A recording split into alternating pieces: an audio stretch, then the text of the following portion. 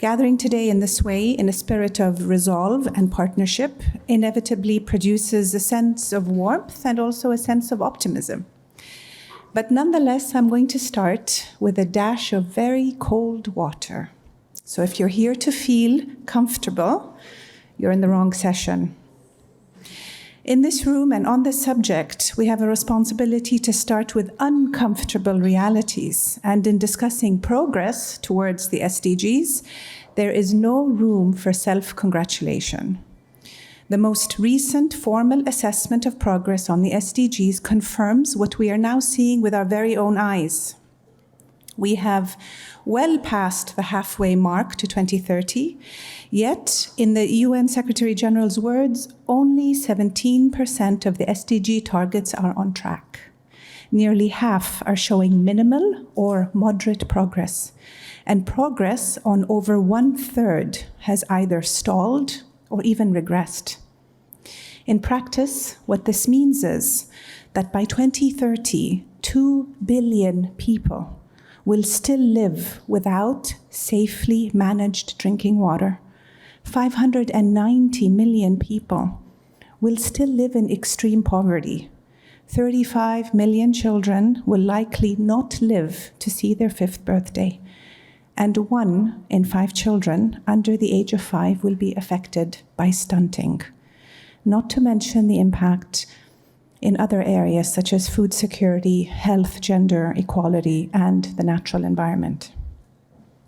If we fast forward to the moment when we all return home to our families after this meeting and our children or our friends ask us what we've been doing, then it is clear that there are few subjects as important and no satisfactory answer to how this state of affairs still persists within a $100 trillion global economy.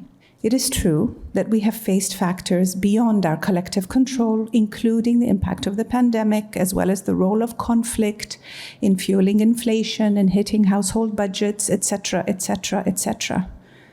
But these factors would not bite so deeply if we had started from a position of greater momentum and resilience.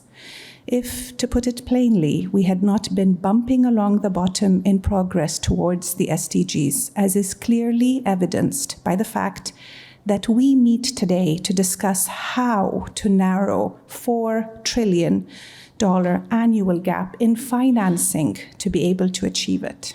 Before we hear from our truly distinguished speakers, it's worth reflecting for a moment on the human consequences of this gap. At stake is the happiness and well-being of children still growing up desperately malnourished, the health and lives of women dying from pregnancy-related health problems, the transformative effect of access to vaccines and healthcare for all families, and the opportunity for decent and dignified work for all men and women alike, not just for the dignity and well-being of individuals, but as an engine of growth supporting global prosperity as a whole. These are not abstract concepts. They are among the building blocks of human welfare and happiness. At stake, too, is whether we adapt to climate change and invest in low-carbon development and be able to effectively transition to clean energy. So much for the dose of very cold water. Now, for what can we do about this? Because there's still plenty that we can do and that we should do. Here in the UAE, we are committed to sustainable development as a priority for all states and an inherent right of people. Development is what our founding father, Sheikh Zayed, may God rest his soul, called a, quote, triumph over the pains of the past and the harshness of its conditions, unquote. We Emiratis remember those hardships because our parents and grandparents endured them.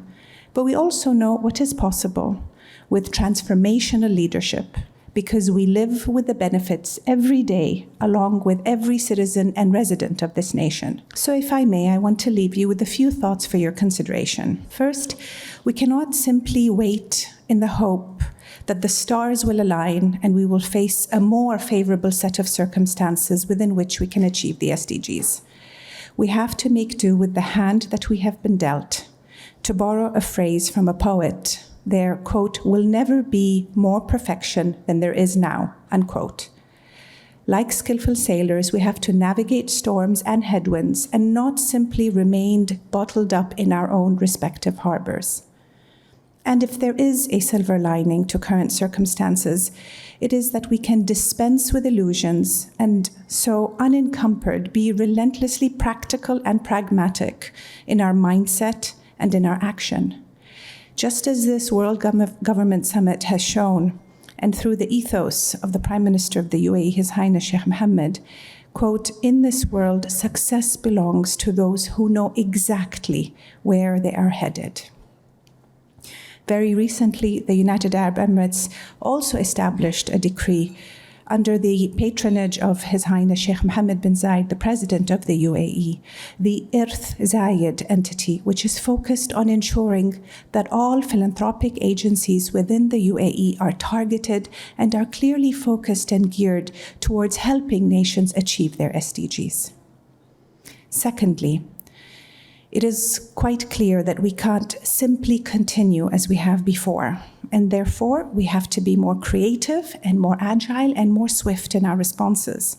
And so when we speak of SDGs, the goal is not to just raise up to one single static level of human development, where all economies face the task of renewing and innovating in the same manner, but instead we must recognize that development is a moving target. And therefore, to give a tangible example of this pace, we need to meet those national educational 2030 targets to make sure that countries actually enroll the necessary amount of children in early childhood education, admit a new child to school every 2 seconds until 2030.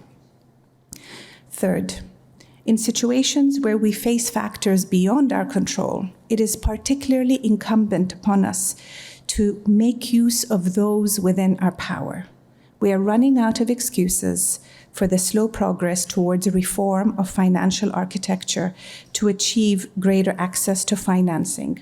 We have heard this quite clearly from many distinguished leaders, such as Her Excellency Mia Mottley, the Prime Minister of Barbados, who spoke about the Bridgetown Initiative. At the same time, high costs of borrowing for developing nations continue to divert resources from critical development needs as well as transformational projects.